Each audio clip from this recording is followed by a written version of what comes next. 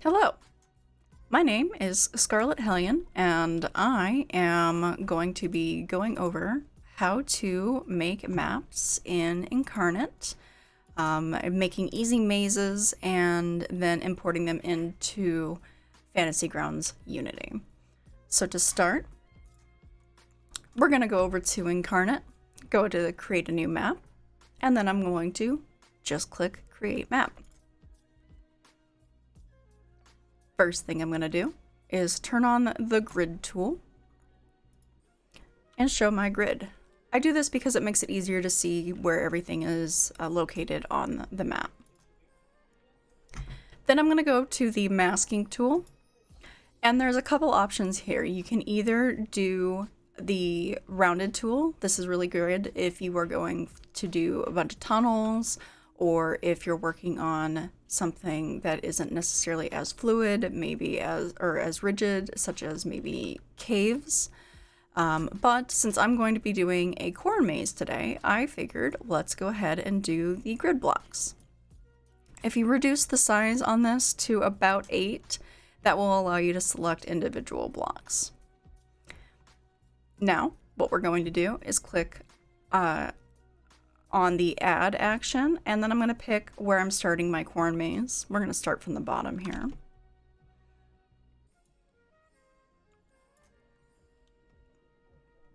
And then I'll also put in where I want the party to exit, and we're going to go on this left-hand side. Now from here, what you're going to want to do is draw out the solution path. So I'm going to go up. I like to kind of grid things out a little bit first, leaving the outside edge free if possible.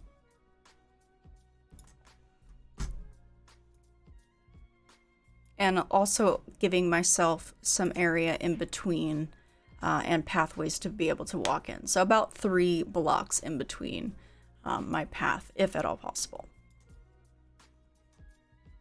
If I do mess up, I can just click the subtract tool, and that will subtract from those areas. Go up.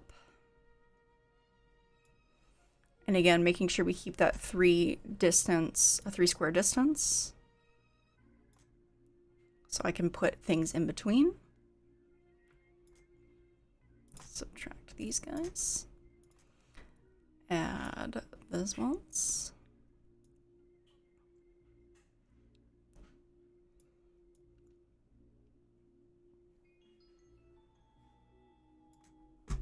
Nope, didn't want to do that. I want to be able to go in there.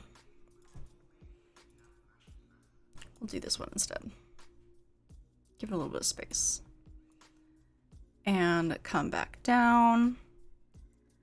Kind of eyeball it up here. And then up. And to our solution.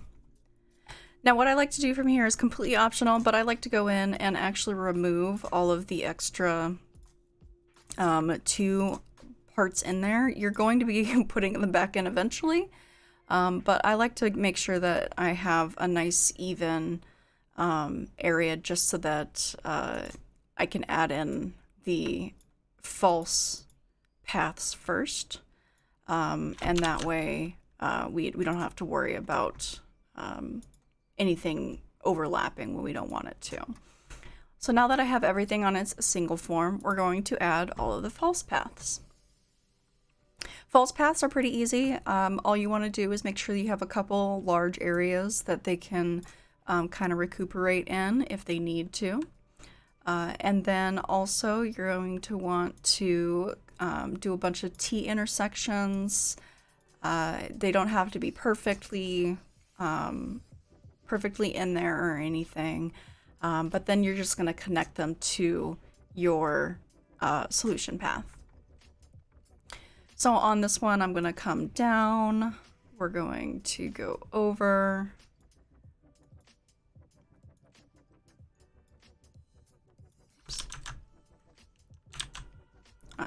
And then we're going to come up. And again, I try to make sure that I keep at least one row in between on the edge there.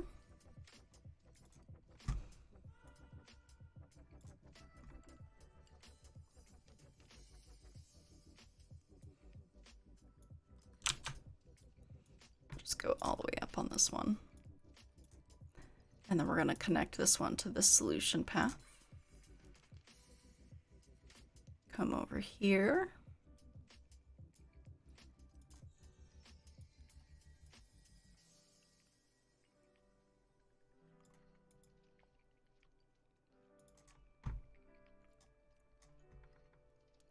And then we'll add some more over in this area. What I also like to do is make at least one seaming spiral.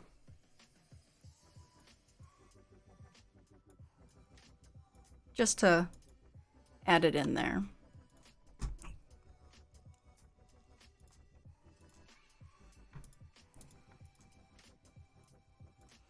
And then once I get my spiral in,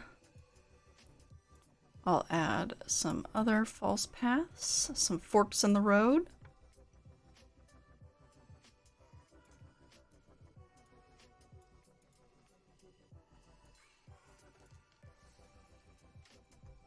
Some obvious dead ends like this one are really great because that gives the players kind of a sense of confidence that they are outsmarting the map designer.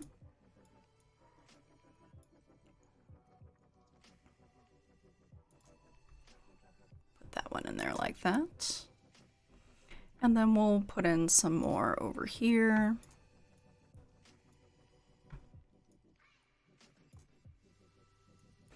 I like to use parallel lines when I'm making these mazes because it does make for some interesting, wait a second, I think I was just here isms in your games. And it doesn't have to all connect and be exact parallel lines. You can kind of create it in a manner that is a little bit more complex and confusing for your players. All right, I have a nice open area in here that I want to try and run parallel to where my solution line is.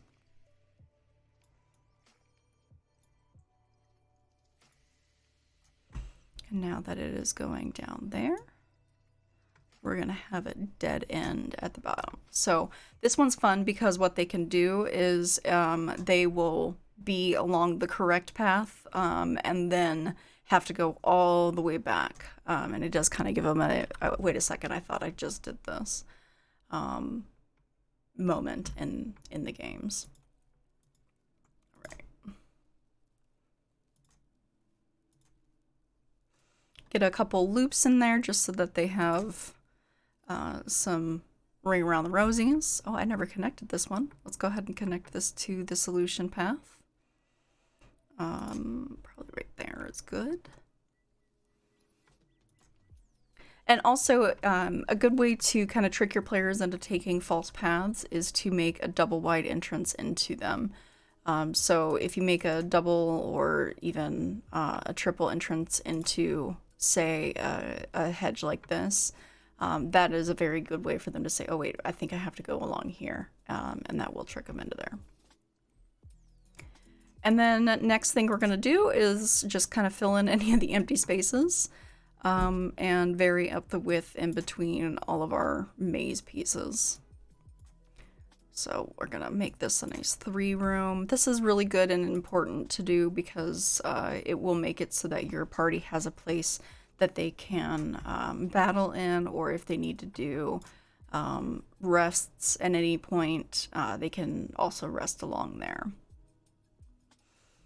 So let's go ahead and just widen out as many of these as we can.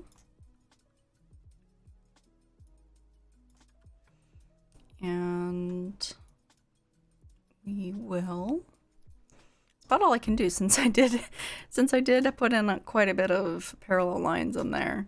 Let's put in a couple over here. And we'll add an extra dead end there. And then we'll add a little dead end over here. Okay, now that we have it looking how I want for the actual maze itself, what we're going to do is fill it in with the items that we want it to be. So since this is a corn maze, what I'm going to do is look for the hay or dried hay, maybe a dark hay, and I'm going to fill in the foreground. Again, the foreground is what they're going to be stepping on. So I'm going to click either fill the foreground. If you wanted to vary it up, you can add in a couple light patches in there as well. I'm going to make this just a little bit bigger so we have some drier patches, just so it's not all monotonous. Click some random spots in there just to kind of give it a little difference in texture.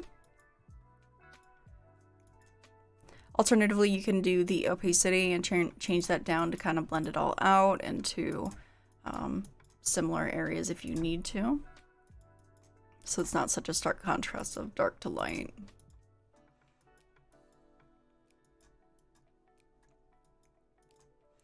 And then from there, we're going to add our corn. So corn isn't a texture, but it is a stamp. And I keep going into the textures tool. The stamp is indicated by this little castle icon there. If you have the Inkarnate $25 a month item, what you can do is use that, and it has a bunch of free stamps that you, well, not free, you're paying for the subscription, but it has a bunch of stamps that you can use. And it is very handy when you're trying to make items such as mazes. So you'll notice that this this ground is a little too dark, so what I'm actually going to do is fill in the background with some tilled soil. And by going back to my texture item here, tilled land, and we're just going to fill the background. My opacity needs to be up. Fill the background again. Cool. Now that we have some tilled soil, let's go ahead and add those stamps. And you're going to want to add the stamps along where your backgrounds are. Now your party may not necessarily see these as corn. They will probably just see the lines themselves that you're going to put in for your line of sight. You'll notice I have random stamps on.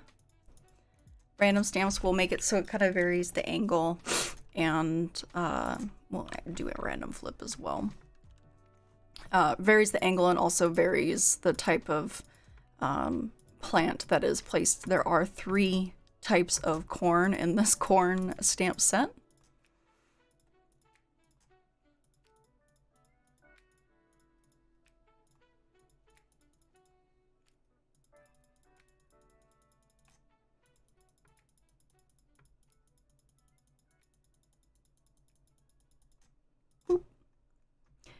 Go down along this one too. And if you just click and hold as well, that will also drag it along your area here. I prefer to do the straight lines if I can, but sometimes I'm lazier.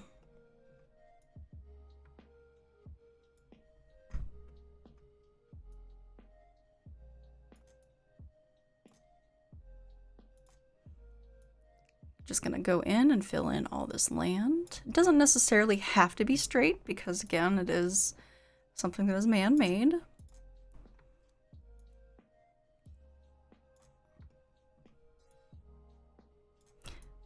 These brown parts are going to be the parts that the party runs into.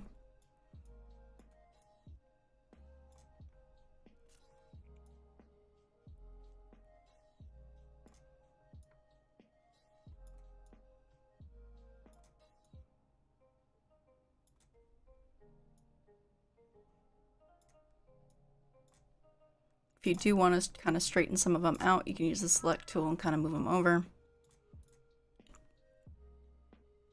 Go back to your stamp.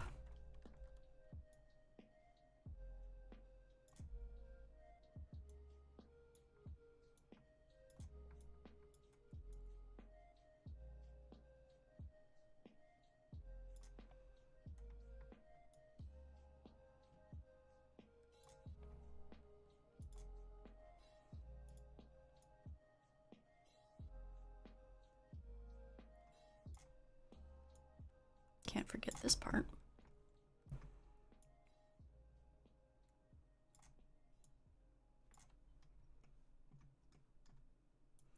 I'm using the middle wheel to kind of click and drag and make the area move around a bit so that I can quickly and easily put in all of these.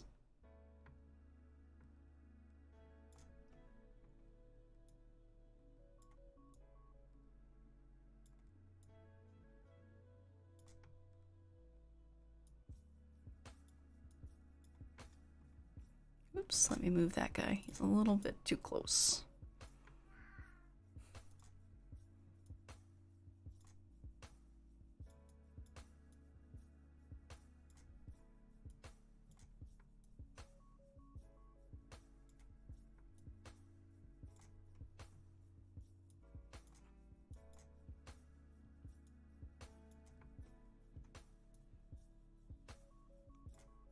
Again, I'm not very straight with my lines there.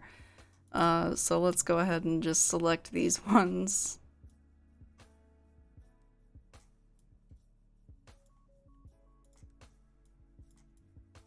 Move them over a little. All right. Get this section going.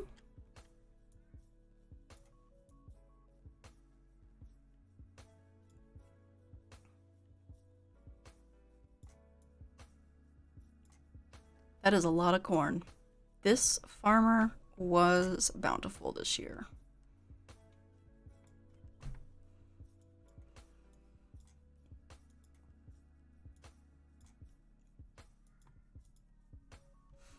Kind of round up some of my corners a little bit.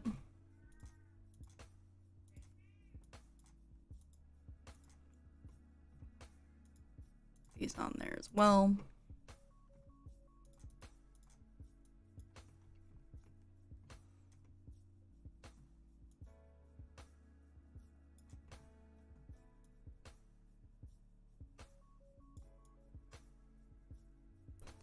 Almost done.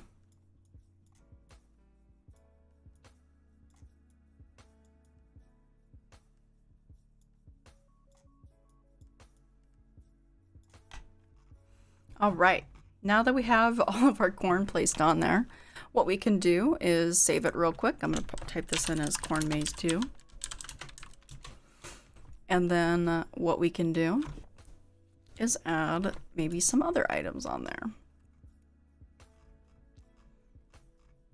I'm going to do select all styles because I do like to see all of the items that I can place. As you can see with the Inkarnate, it is quite a few. Let's do some skull candles. Put a skull candle in some of the dead ends. Rotate that guy a little bit.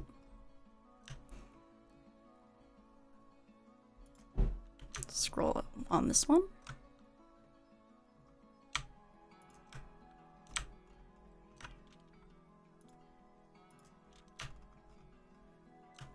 And then maybe we'll add another one over here. And then from there, we'll add some, let's see if we can find some pumpkins. There we go. Got a bunch of different pumpkins.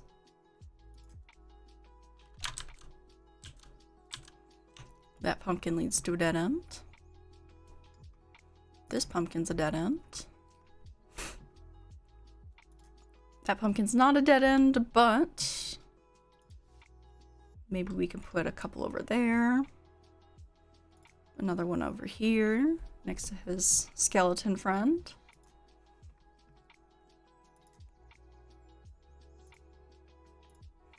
And then maybe some, let's see, what other items can we put in there?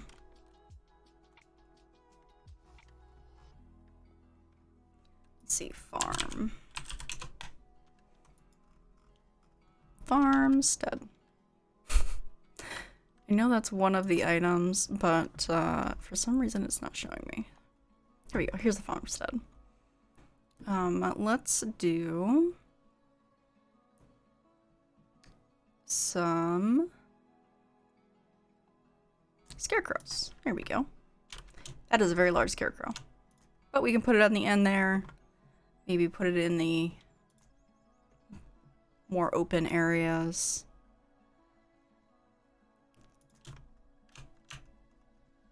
That is a 15-foot wide skeleton or scarecrow. Let's see. Let's do some more.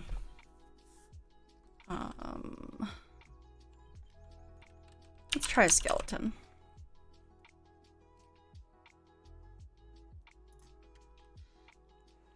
A hanging skeleton there. Cuffed one here.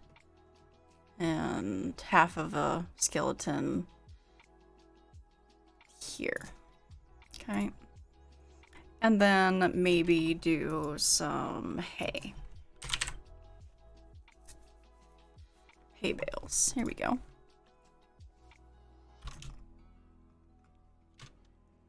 Some hay bale there.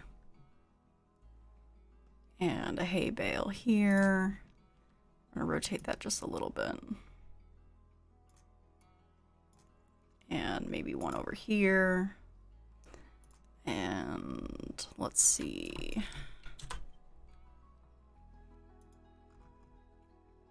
Get some other items on here.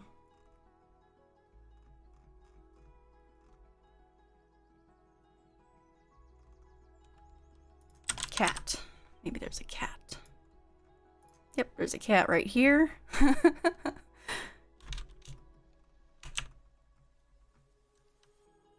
That is a very large cat. Let's make him just a little bit smaller. And then maybe a statue. We've got 214 statues in here. Let's do some hell statues. Rotate that guy around. And then maybe this one.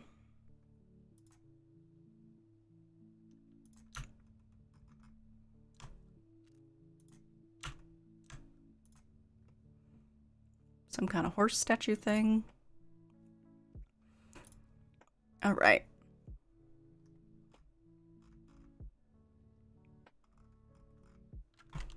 I do kind of like the idea of a fountain. So let's see if we can find one of those. Kind of matches our style. You can always click show to see what they look like. We'll do this one. It's a small enough fountain that it wouldn't be super noticeable that it's a different style.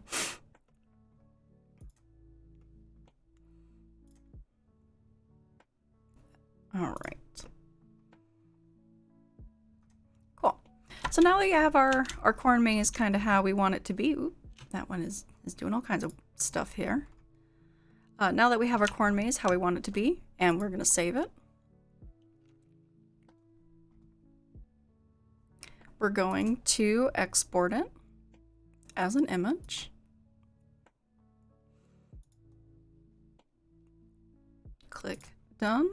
And then we're going to open up Fantasy Grounds and import files. It's going to automatically pull up your downloads file, and I'm going to select the file that I just saved. You'll notice it comes up really tiny, but from here, you now have your corn maze. Stay tuned, we're going to post soon a video on how to add line of sight so that your characters don't just automatically trace the item with their eyes before they go through the maze. If you'd like to see anything else, feel free to like, comment, and subscribe, and leave me with any links to any challenges that you have for your corn mazes. Thank you. Have a great day.